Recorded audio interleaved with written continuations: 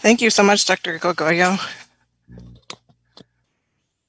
It is my great pleasure to introduce Dr. Greg Tajan. Dr. Tajan is an attending urologist at CHOP and an assistant professor of urology at the University of Pennsylvania. His research focuses on the epidemiology of and outcomes for children with chronic kidney disease and urolithiasis. Today, we have the pleasure of hearing Greg's pre-recorded presentation about his recently funded PKIDS study, which focuses on optimizing the surgical management of children with urolithiasis.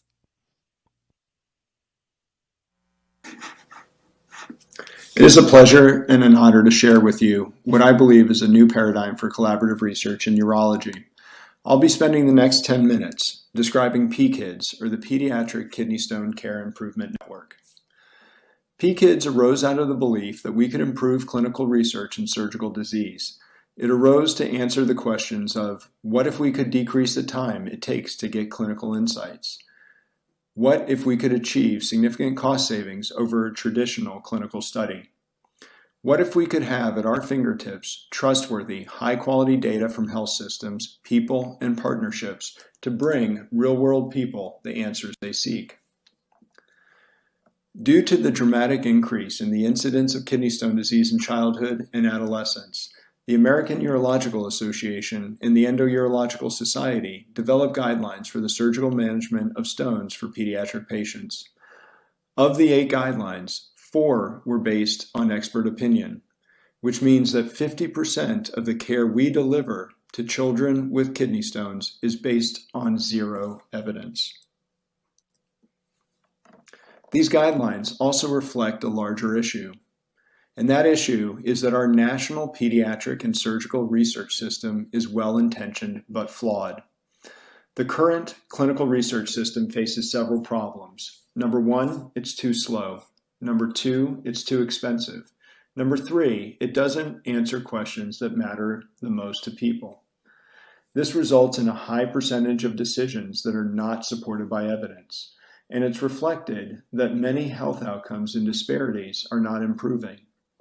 And finally, children rely on hand-me-down evidence from adult studies. However, what if we could improve? What if we could improve by decreasing the time it takes to get clinical insights? What if we could improve by achieving significant cost savings? What if we could improve by producing trustworthy, high-quality data that brings patients the answers they seek? PKIDS is designed to achieve those objectives.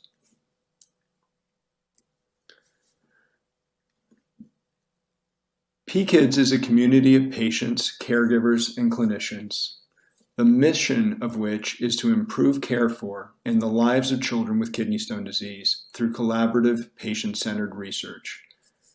PKIDS accomplishes this mission by establishing an interactive environment to generate and apply knowledge that improves outcomes that are most important to patients with kidney stones. PKIDS is an example of what's called a learning health system.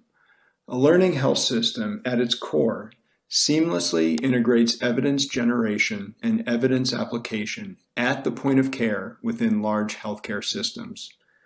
A learning health system conducts observational research in the real world to provide better information for healthcare decision-making. And importantly, a learning health system is organized around patients, families, practicing clinicians, researchers, and health system leaders who collaborate to produce and use healthcare data. And finally, a learning health system improves care for each patient by applying new knowledge generated at the point of care. PKIDS reflects these values. PKIDS is patient-driven. The first study PKIDS is conducting arose out of the lived experience of children and adolescents who underwent kidney stone surgery. Our goal is to improve that experience and to provide families with the necessary information they need to make informed, shared decisions. PKIDS embraces partnerships. Different than the typical research network, PKIDS includes patients, families, clinicians, researchers, payers, members of industry, and healthcare system leaders.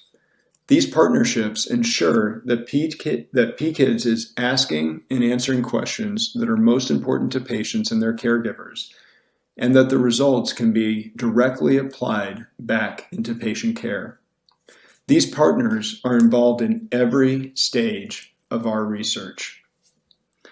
This includes planning the study, conducting the study, and disseminating the study results. These stakeholder partners are reflected in the organizational structure of PKIDS. One of the most important stakeholder groups are the patient and family partners, or the PKID PFPs. In addition, the Clinician Council brings information from the front line to inform the questions that are asked and how they're answered. CHOP is the data coordinating center for PKIDS, and that involves researchers who are both clinical investigators, bioinformaticians, and biostatisticians who ultimately analyze the data that's generated. And finally, PKIDS also includes members of the private sector, including payers, such as Anthem Insurance Company, and members of industry who produce some of the equipment that we use for surgical care, including Luminous and Karl Storz. And finally, we also have health system leaders within the network who will be poised to help us implement the evidence that's generated from the studies that PKIDS conducts. The strength of PKIDS is its partnerships and its diversity. There are currently 22 sites in PKIDS. Each partner site brings not only its patient population, but also its unique practice patterns and experiences. The importance of this diversity is that results that are generated reflect how care is actually delivered, and just as importantly, that this knowledge can be directly applied back into clinical care and therefore improve outcomes at each of the participating sites. The initial study conducted by PKIDS is a comparative effectiveness study of ureteroscopy, shockwave lithotripsy, and PCNL. This study is supported by a $4 million grant from PCORI, which is the Patient-Centered Outcomes Research Institute. The objective of this comparative effectiveness study is to improve outcomes of kidney stone surgery that are most important to patients. To this end, Aim 1 is to compare stone clearance for ureteroscopy, shockwave lithotripsy, and percutaneous nephrolithotomy. We'll examine heterogeneity of treatment effect by stone size, location, and specific techniques for each procedure that produce the best outcome. Stone clearance will be assessed by a standardized ultrasound performed at 6 weeks after surgery. Stone clearance will be defined by the absence of any stone greater than 4 millimeters, which was chosen because ultrasound is known to overestimate stone size by 1 to 2 millimeters, and 2 millimeters is frequently used for a size cutoff of a clinically insignificant fragment on CT for adult stone studies.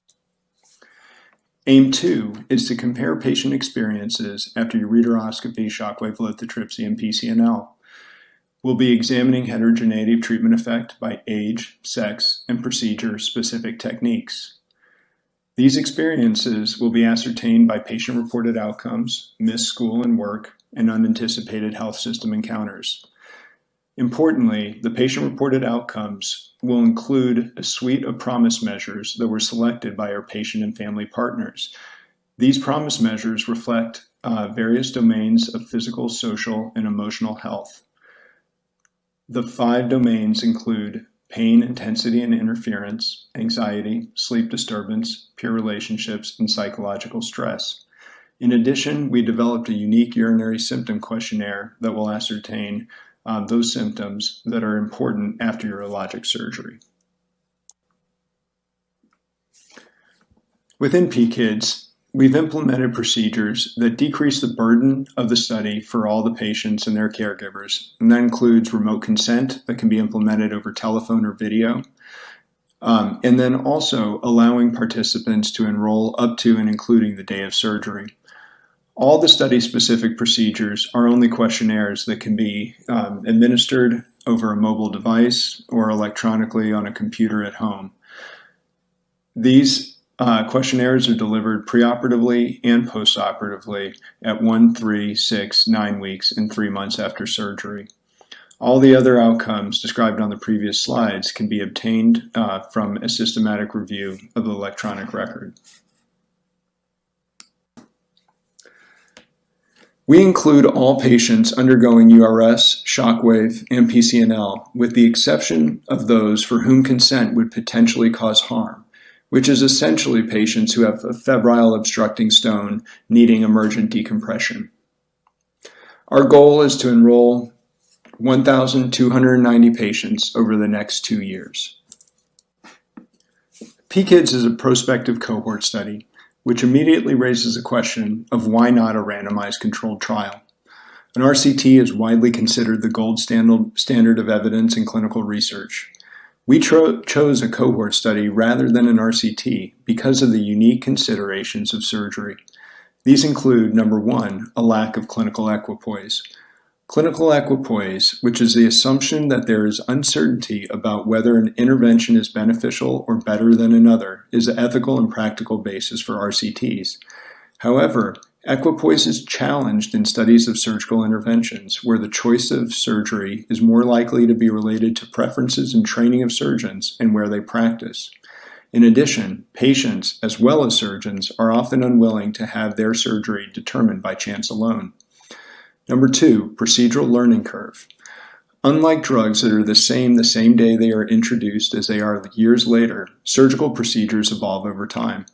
Much of this change is due to surgeons acquiring greater experience and proficiency. Consequently, evaluating a procedure immediately after it is introduced may detect higher complications or fail to detect differences in outcomes due to insufficient surgeon experience. To mitigate risk of complications, typically only highly experienced surgeons and centers participate in surgical RCTs. It is therefore difficult to generalize the results to real-world clinical care or understand the learning curve for a particular procedure, which has implications for patient outcomes and physician training. Number three, changing technology. Surgery is at the cusp of rapid technological innovation and adoption. It is likely that new technologies would be acquired by hospitals enrolling participants during the course of a study. Modifications of an existing piece of surgical equipment or introduction of new equipment typically would not be allowed in an RCT. This inability to adopt and examine new technology would decrease the impact of the results, which would not reflect current care. Because PKIDS generates evidence from clinical care, the results that are shown to improve outcomes are more readily applied back into clinical care. In PKIDS, we apply evidence using a rigorous approach that applies principles of implementation science, including transparency, dissemination of results, and continuous assessment of outcomes. Through this approach, we will continually refine procedures and guidelines in order to improve outcomes that matter the most for patients. PKIDS is also a platform designed to answer new and emerging questions in stone disease. Current projects that are in development or that are the focus of new grant applications include RCTs, other observational studies, investigation of rare disease, and always seeking to develop new partnerships, including with new stakeholder groups, investigators, and other research networks. As PKIDS grows, we will always be guided by our principle to generate and apply knowledge that decreases the time it takes to get clinical insights, to achieve significant cost savings, and to produce trustworthy, high-quality data that brings patients the answers they seek.